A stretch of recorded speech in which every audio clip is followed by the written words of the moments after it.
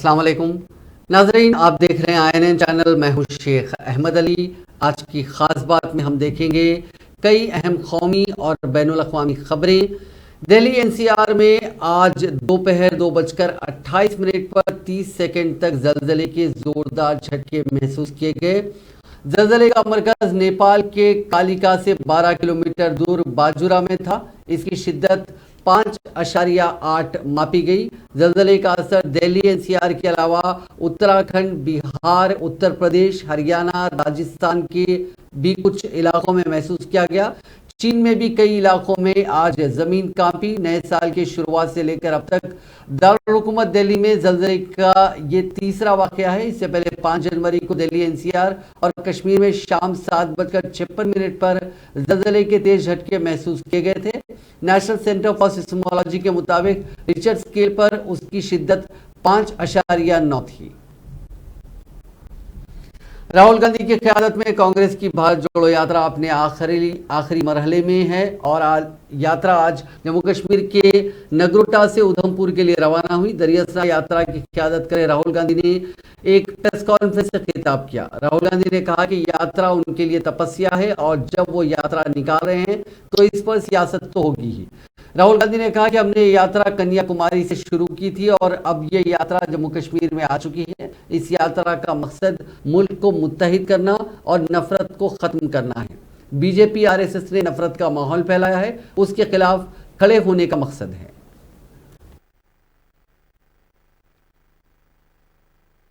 यहां पे लोगों से मैं मिल रहा हूं और सबसे खुल के मिल रहा हूं। सेंटिमेंट जो आपने रेज किया है वो सब लोगों के दिल में है। यहां पे युवाओं से बात करो तो वो अनएम्प्लॉयमेंट की बात करते हैं, फ्यूचर नहीं दिख रहा है, इंडस्ट्री नहीं है, जो किसान हैं उनको कोई सपोर्ट नहीं मिल रही। तो ये जो आप कह रहे हो बिल्कुल सही है। हमारा लक्ष्य, यात्रा का लक्ष्य लोगों की आवाज सुनने का है और जो लोगों के दिल में है उसको एम्प्लीफाई करने का है। जम्मू कश्मीर के जो लोग हैं उनके दिल में जो दर्द है, जो डिस्कंफर्ट है, जो आपने डिप्रेशन की बात की, उसको हम सुनने और समझने आए हैं। हम आपको सबको प्यार करते हैं, आपका रिस्पेक्ट करते हैं और हम समझते हैं कि जम्मू कश्मीर मुश्किल समय से निकल रहा है। हम ये भी चाहते हैं कि जो जम्मू और कश्मीर के बीच में बीजेपी ने खाई बनाई है जिससे दोनों का नुकसान हुआ है, उसको ब्रिज किया जाए। और जो मैंने पहले बोला था, मोहब्बत की दुकान, एक दुकान नहीं, हजारों लाखों दुकान हम जम्मू कश्मीर में खोलना चाहते हैं, क्योंकि हम समझते हैं कि अगर आप एक साथ मिलकर रहोगे तो ये प्रदेश तेजी से, प्रदेश नहीं, यूनियन टेरिटरी, ये यूनियन टेरिटरी आगे बढ़ सकती है। नफरत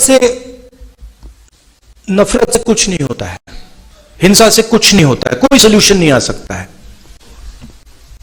मोहब्बत से, रिस्पेक्ट से, लोगों की बात सुनने से, गले लगने से काम हो सकता है।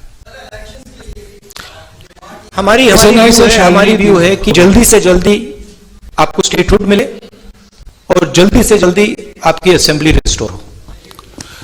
यहां पे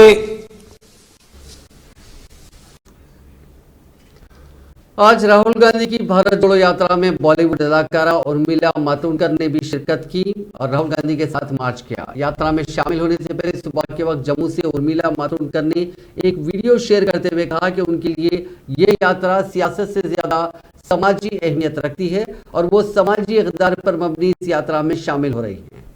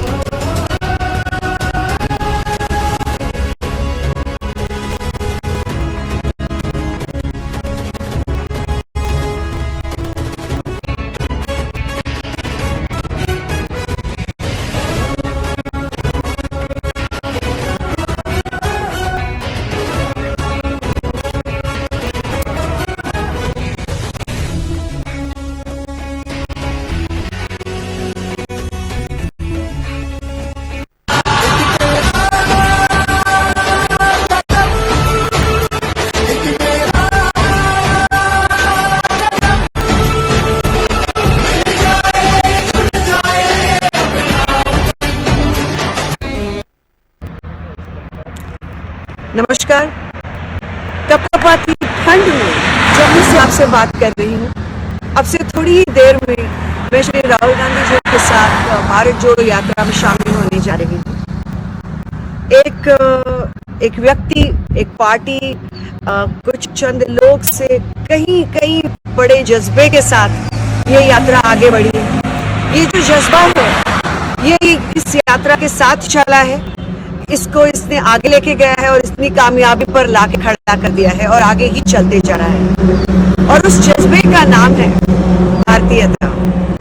उस जज्बे का नाम है भारतीयता, जिसमें बहुत सारा प्यार, स्नेह, विश्वास, भाईचारा और सद्भावना है। और ये भारतीयता हम सबको जोड़ के रखी हुई है। ये भारत हम सब ने बनाया और उसको आज इतनी दूर लाया है और आगे लेकर जा रहे हैं। कहीं ना कहीं मुझे लगता है कि दुनिया जो है वो प्रेम और सद्भावना पर चलती है, डर और नफरत पे नहीं चलती। मेरे लिए इस यात्रा का मूल्य राजनीतिक से ज्यादा सामाजिक है। सामाजिक मूल्यों पर चलने वाला ये जो कारवा है उसमें मैं जुड़ने जा रही हूँ, ताकि भारतीयता का ये जो दिया हम सबके दिल में जलता है वो इसी तरह अमर रहे, जलता रहे। जय भारत, जय हिंद। नमस्कार। राहुल गांधी ने आज कांग्रेस कायद दिग्विजय सिंह के एक बयान से पल्ला झाड़ लिया। उन्होंने कहा कि फौज के किसी भी काम पर कभी सवाल नहीं उठाया जाता। अगर फौज कुछ करती है तो उस पर सबूत की जरूरत नहीं होती। ये दिग्विजय सिंह की जाती राय है, मैं इससे सहमत नहीं हूं।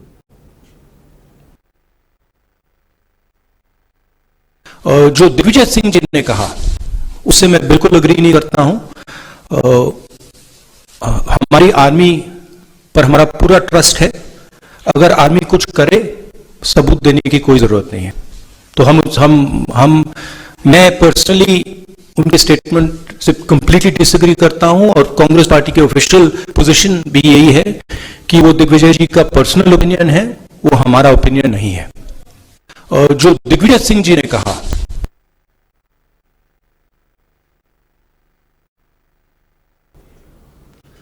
दिल्ली के मेयर, डिप्टी मेयर और मकामी कमेटियों के अरकान के इंतखाब का अमल मंगल के रोज मुलतवी कर दिया गया। एमसीडी के आज इनके इंतखाब के लिए आज एमसीडी में वोटिंग होना था, लेकिन आज आम आदमी पार्टी और बीजेपी के अरकान की नारेबाजी की वजह से ये मुमकिन नहीं हो पाया। आज जैसे एमसीडी की कार्रवाई शुरू हुई, इसमें अराकीन को हलफ दिलाया गया, उसके बाद मेयर और डिप्टी मेयर का इलेक्शन होना था, लेकिन आम आदमी पार्टी और बीजेपी के मेंबर्स ने नारेबाजी की, बैरिकेड पर चढ़ गए, एक दूसरे पर बोतलें फेंकी। हंगामे की वजह से ऐवान की कार्रवाई को मुलतवी करना पड़ा। इसके पहले एमसीडी में 10 नॉमिनेटेड मेंबर्स को हलफ दिलाया गया। इस दौरान भी आम आदमी पार्टी के कायदीन ने नारेबाजी की, बीजेपी कायदीन ने भी जय श्री राम और भारत माता की जय के नारे लगाए।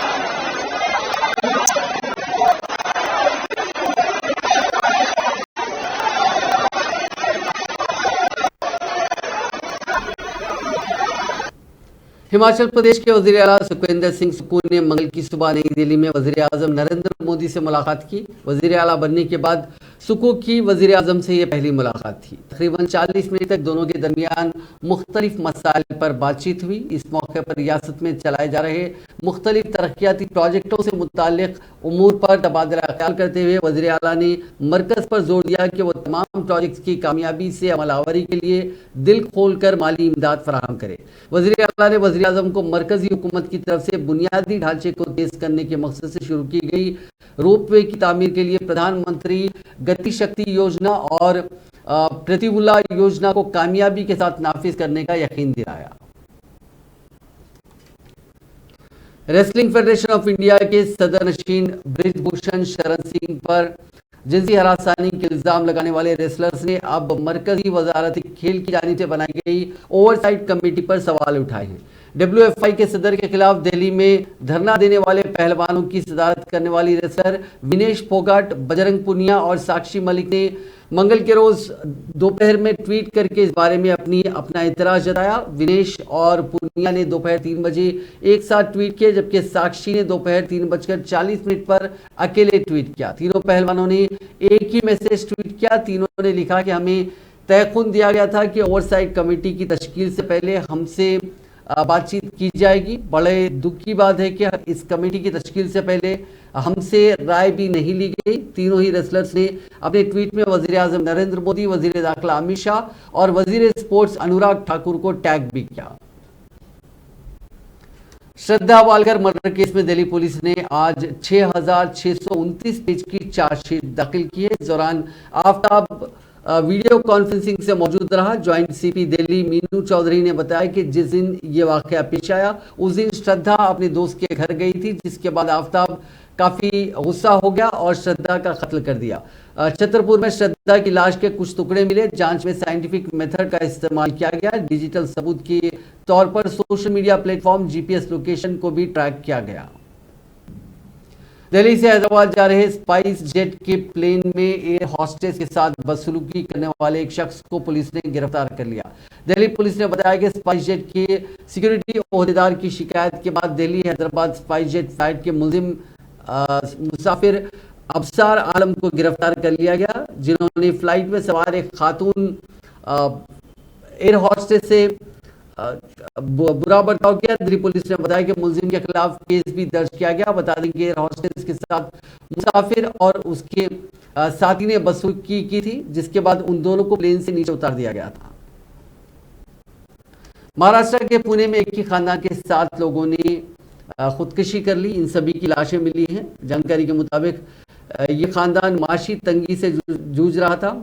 पुलिस के मुताबिक पहली नजर में पूरा मामला खुदकुशी का लग रहा है। मामला पुणे जिले के दौंड तालुका के परगांव का है। वहां की भीमा नदी से पीर के रोज इस खानदान के 4 अफराद की लाशें निकली थी। वहीं नदी में तलाश के दौरान मंगल की दोपहर इसी खानदान के 3 और बच्चों की लाशें मिली। मरने वालों में 50 साल के मर्द से लेकर 3 साल तक के बच्चे शामिल हैं। बताया जाता है कि नदी में मछली पकड़ने के दौरान मछुआरों को एक खातून की लाश मिली। उन्होंने इसकी इत्तला पुलिस को दी। पुलिस ने जब नदी में तलाशी ली तो और लाशें मिली। लाशों की तलाश के लिए गोताखोरों की मदद दी गई।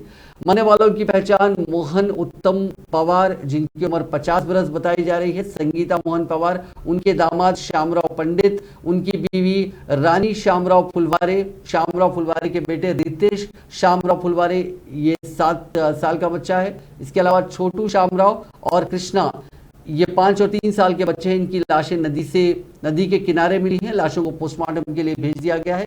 पुलिस इस पूरे मामले की जांच कर रही है। दिल्ली से जुड़े गाजियाबाद में एक कार आसमान से सीधे जमीन पर आ गिरी। कुछ सेकंड तक लोग समझ ही नहीं पाए कि कार कहां से आकर गिरी। थोड़ी देर बाद समझ आया कि कार नेशनल हाईवे से नीचे गिर गई है। गाजियाबाद में एक बार फिर तेज रफ्तार कार का कहर देखने को मिला। थाना क्रॉसिंग रिपब्लिक नेशनल हाईवे 9 के फ्लाईओवर से तेज रफ्तार इनोवा कार ग्रिल तोड़कर नीचे आ गिरी। गनीमत रही कि इस दौरान कार की चपेट में कोई नहीं आया। हालांकि कार का ड्राइवर शदीद रूप से जख्मी हो गया।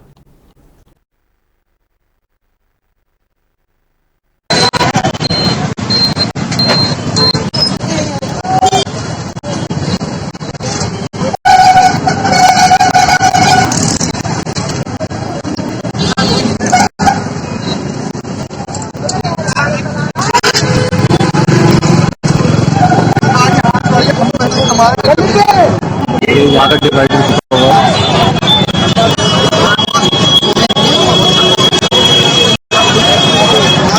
नीचे बाइक सवार है, खड़ा हुआ है नीचे अभी भी नीचे बाइक है, इनोवा गाड़ी पीछे बाइक निकाल दिया हुआ।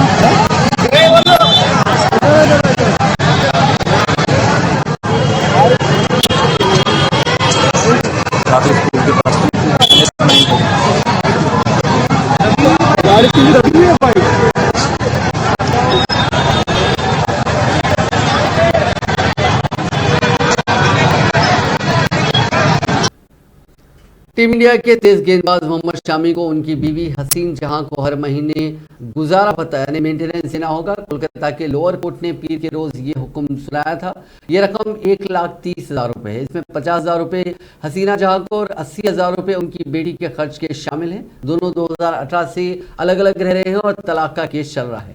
हसीन जहां ने 2018 में 10 लाख रुपए के महीना गुजारा भत्ता की मांग करते हुए अदालत में एक मुकदमा दर्ज किया था। इसमें 7 लाख रुपए उनका जाती गुजारा भत्ता और 3 लाख बेटी के खर्च के नाम पर था। हसीन जहां की शामी से मुलाकात साल 2011 में हुई थी। उस दौरान वो IPL team Kolkata night Riders के लिए चीयर लीडिंग करती थी। दोनों की शादी साल 2014 में हुई। हसीन जहां ने शादी के बाद मॉडलिंग और एक्टिंग छोड़ दी थी।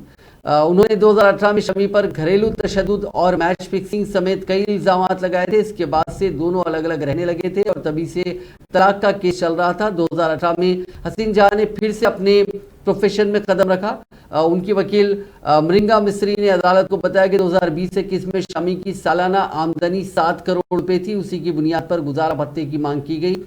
इनकी दलील थी कि 10 लाख रुपए गुजारा भत्ता नामुनासिब नहीं है। अपील में शामी के इनकम टैक्स रिटर्न का भी हवाला दिया गया। इस पर शामी के वकील सेलम रहमान ने दावा किया था कि हसीन जहां खुद एक पेशावर फैशन मॉडल है, वो खुद कमा रही है, इसीलिए इतना गुजारा भत्ता ठीक नहीं है।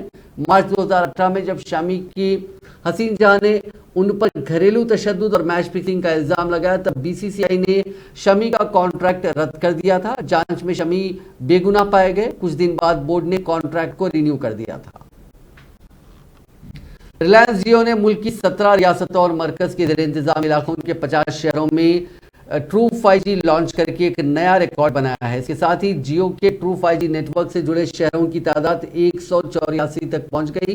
कौमी राजधानी इलाके के पानीपत, रोहतक, करनाल, सोनीपत और बहादुरगढ़ भी जियो के ट्रू 5G नेटवर्क में शामिल हो गए हैं।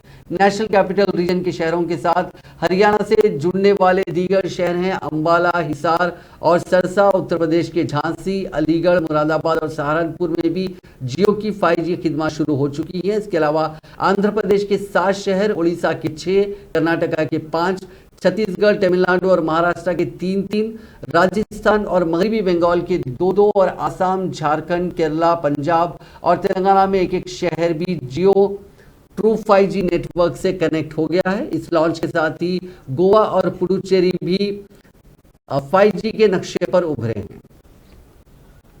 अब बात कोविड की। दुनिया के कई हिस्सों में कोरोना के मामले तेजी से बढ़े हैं। इनमें चीन, जापान, रूस, साउथ कोरिया, फ्रांस और अमेरिका जैसे ममालिक शामिल हैं। जापान में इस महीने कोरोना से अब तक 8,103 मरीजों की जान गई है।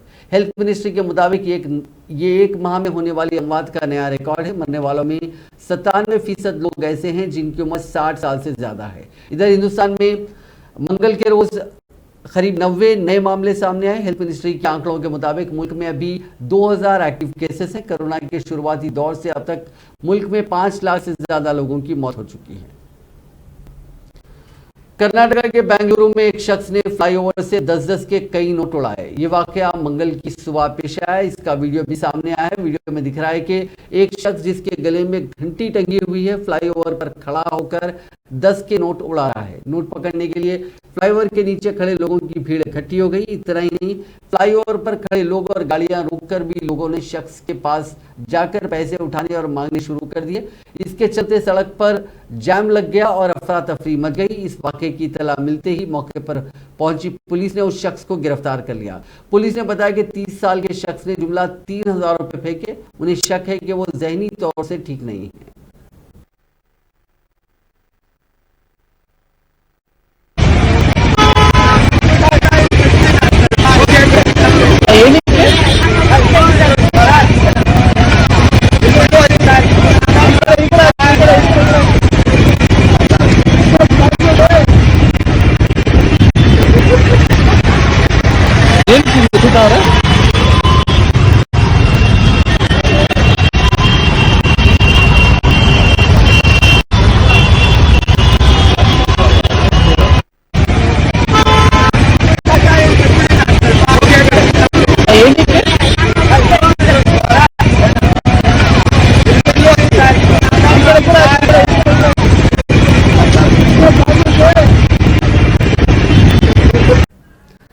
शाहरुख खान की फिल्म पठान कल बड़े पर्दे पर रिलीज हो रही है। सारे तनाजात और बाइकॉट ट्रेंड के बावजूद फिल्म को बम्पर एडवांस बुकिंग शुरू से मिली है। पहले ही दिन 1,71,000 टिकट बुक हुए हैं। 24 जनवरी की सुबह तक यह आंकड़ा 4,30,000 के आसपास पहुंच गया। एडवांस बुकिंग के मामले में पठान सबसे बड़ी हिंदी फिल्म बन गई है। इससे पहले इस तरह की ओपनिंग साउथ की फिल्म बाहुबली 2 को मिली थी। इस फिल्म की 6 लाख से ज्यादा एडवांस टिकट बुक हुए थे। ट्रेड एनालिस्ट और फिल्म क्रिटिक सुमित कड़ेल के मुताबिक पठान बाहुबली 2 के रिकॉर्ड को भी तोड़ सकती है। मुंबई में शाहरुख खान के एक फैन ने 25 जनवरी के पहले शो के लिए पूरा थिएटर बुक कर लिया है। इसके टिकट एसिड सर्वाइवर लड़कियों और शाहरुख के फैंस को बांटे जाएंगे। ट्रेड एनालिस्ट तरुण आदर्श ने बताया कि पठान के रिलीज के साथ मुल्क भर के 25 ऐसे सिंगल स्क्रीन थिएटर दोबारा शुरू हो रहे हैं जो कोरोना के दौर में बंद हो गए थे। फिल्म हिट होगी या फ्लॉप ये तो अगले 4-5 दिन में साफ हो जाएगा, लेकिन जिस तरह से पठान की एडवांस बुकिंग हुई है इससे ये वाजे हो गया है कि लंबे वक्त बाद किसी बॉलीवुड फिल्म को बम्पर ओपनिंग मिलने की उम्मीद है। राजस्थान में हजरत ख्वाजा मोइनुद्दीन चिश्ती रहमतुल्लाह अलैह का 811वां सालाना उर्स रजब महीने का चांद नजर आने के बाद पीर की शब से बाकायदा शुरू हो गया। ख्याल रहे कि रजब का चांद इतवार के रोज नजर नहीं आया था, लिहाजा रजब की शुरुआत पीर के रोज से हुई। इसके साथ दरगाह अजमेर शरीफ का जन्नती दरवाजा भी गुज़िश्ता सुबह खोल दिया गया। गुज़िश्ता शाम ख्वाजा साहब रहमतुल्लाह अलैह की दरगाह के पीछे पहाड़ वाक़ई पीर साहब की पहाड़ी से तोप दागकर शादियाने और नगाड़े बजाकर उर्स के आगाज की मुनादी की गई और उसके साथ ही उर्स की रस्में भी शुरू कर दी गई। दरगाह के दीवान की सदारत में रात 11 बजे से सुबह 4 बजे तक महफिल समा व गुस्ल मज़ार अक़दस व फातिहा ख़्वानी की पहली महफिल मुनक़िद हुई। दरगाह में सूफियाना कलामों और शाही क़व्वालियों के दौर के दरमियान 5 रजब यानी 28 जनवरी तक हर रोज़ रात 11 बजे से सुबह 4 बजे महफिल समा व गुस्ल मज़ार अक़दस व फातिहा ख़्वानी की महफिलों का सिलसिला जारी रहेगा। 6 रजब यानी 1 फरवरी को खुल की महफिल का इनेकाद होगा और दीगर रसूमात अदा की जाएंगी। 1 फरवरी को 9वीं का खुल सुबह 5 बजे से दोपहर 11 बजे तक जारी रहेगा। इस दौरान पूरे दरगाह के अहाते को केवड़े के पानी से धोया जाएगा और इस बड़े खुल के साथ ही उर्स इख्तिताम पजीर हो जाएगा। साल के पहले महीने यानी जनवरी में सोने की चमक लगातार बढ़ रही है और इसी का नतीजा है कि ये लगातार कीमत के नए रिकॉर्ड्स बना रहा है। आज मंगल के रोज सोने ने फिर नया ऑल टाइम हाई बनाया। Indian Boolean and jewellers association की वेबसाइट के मुताबिक 24 जनवरी को सराफा बाजार में सोना 312 रुपये महंगा होकर 57,362 रुपये फी 10 ग्राम पर पहुंच गया। इससे पहले सोने ने 20 जनवरी को हाई बनाया था जो 57,050 रुपये था। जनवरी महीने में अब तक सोना 2,427 रुपये महंगा हो चुका है। इस महीने की शुरुआत में ये 54,935 रुपये पर था जो अब 57,362 रुपये फी तोले पर पहुंच गया है। साल के आखिर तक ये 64,000 तक जा सकता है। चांदी की बात करें तो इसकी कीमत में आज गिरावट देखने को मिली है। सराफा बाजार में ये 267 रुपये कमजोर होकर 68,006 रुपये फी किलो पर आ गई है। 23 जनवरी को ये 68,273 पर थी। अमेरिका में 12 घंटे के अंदर फायरिंग के 3 वाकयात पेश आए। इनमें 2 तालिबान समेत 11 लोगों की मौत हुई। 2 दिन पहले लॉस एंजलिस में मास शूटिंग के दौरान 11 लोगों की मौत हुई थी। पहली फायरिंग का ये मामला कैलिफोर्निया में पेश आया जिसमें 7 लोगों की मौत हुई। नॉर्थ कैलिफोर्निया में पीर को गनमैन ने हाफ मून बे इलाके की 2 अलग अलग जगहों पर फायरिंग की। इस हमले में 7 लोगों की मौत हो गई जबकि 3 लोग शदीद रूप से जख्मी हैं। शरीफ ने बताया कि मास शूटिंग के बाद 67 साल के जहाओ चुली नाम के मुश्तबा हमलावर को हिरासत में लिया गया। पुलिस को ये मुश्तबा पार्किंग लॉट में अपनी कार में बैठा हुआ मिला। पुलिस ने इसके पास से हमले के दौरान इस्तेमाल की गई गन को भी बरामद कर लिया है। हमला किन वजूहात से किया गया ये अभी वाज़ेह नहीं है।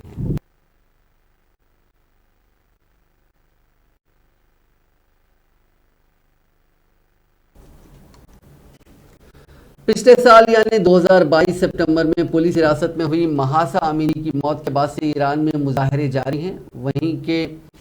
वहाँ के नौजवान कई ओहदेदारों को लेकर हुकूमत के खिलाफ सड़कों पर उतरे हुए हैं।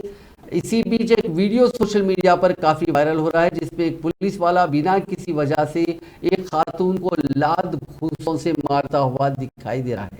वीडियो को ईरान की एक खातून रिपोर्टर मासी अली नजे ने शेयर किया है। इसमें पुलिस वाला गाड़ियों के बीच से दौड़ता हुआ आता है और खातून को बेवजह मारने लगता है। वीडियो में देखा जा सकता है कि पुलिस वाले को दौड़ता हुआ देखते ही कुछ खवातीन भागने लगती हैं लेकिन उनमें से एक खातून वहीं खड़ी रहकर उसे देखने लगती है। तब भी पुलिस वाला पहले उसे लात मारता है फिर उसे धक्के देकर थप्पड़ भी मारता है। हमले के बाद खातून हैरान रह जाती है। इसी दौरान एक दूसरी खातून उसके बचाव में आती है। पुलिस वाला खातून को जाने के लिए कहता है और फिर दूसरे लोगों को वहां आता देख ये मुंह ढककर भाग जाता है।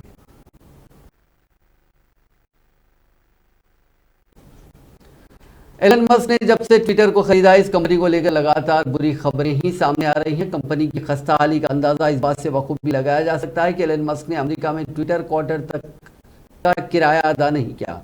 ताज़ा तरीन इतलात के मुताबिक अब इमारत के मालिक की तरफ से इस मामले में मुकदमा दर्ज करवाया गया। दर्ज शिकायत के मुताबिक ट्विटर पर काबिज होने के बाद से ही एलन मस्क ने ट्विटर के सैन फ्रांसिस्को हेडक्वार्टर्स का किराया नहीं दिया। रिपोर्ट्स के मुताबिक इमारत के मालिक ने 23 जनवरी को कैलिफोर्निया स्टेट कोर्ट में दाखिल एक मुकदमे में कहा कि social media company 1355 market street में अपने हेडक्वार्टर्स का किराया दिसंबर के लिए $3.36 मिलियन और जनवरी के लिए $3.42 मिलियन का पेमेंट नहीं कर पाई है। दर्ज शिकायत के मुताबिक ट्विटर ने सैन फ्रांसिस्को की इमारत की 8 मंजिलों पर 4,60,000 स्क्वायर फीट से ज्यादा जगह किराए पर ली है। बिल्डिंग के मालिक ने सिक्योरिटी के तौर पर $3.6 मिलियन के क्रेडिट का लेटर रखा है, जिसे $10 मिलियन तक बढ़ाने की जरूरत है। काबिल जिक्र है कि अभी हाल ही में ट्विटर के चीफ एग्जीक्यूटिव अफसर ने सैन फ्रांसिस्को हेडक्वार्टर से 631 सामानों की नीलामी का इनेकाद किया था, लेकिन इसके बावजूद किराए की अदायगी नहीं की जा सकी। एलन मस्क ने ऑनलाइन नीलामी के दौरान तकरीबन 100 चीजों को अच्छी कीमत पर फरोख्त किया था। इसमें सिर्फ एक ट्विटर के लोगों को $1 लाख यानी तकरीबन 81 लाख रुपए में फरोख्त किया गया था। नाज़रीन, आज की खास बात में बस इतना ही। आपसे कल मुलाकात होगी नई खबरों के साथ। आप देखते रहिए INN चैनल।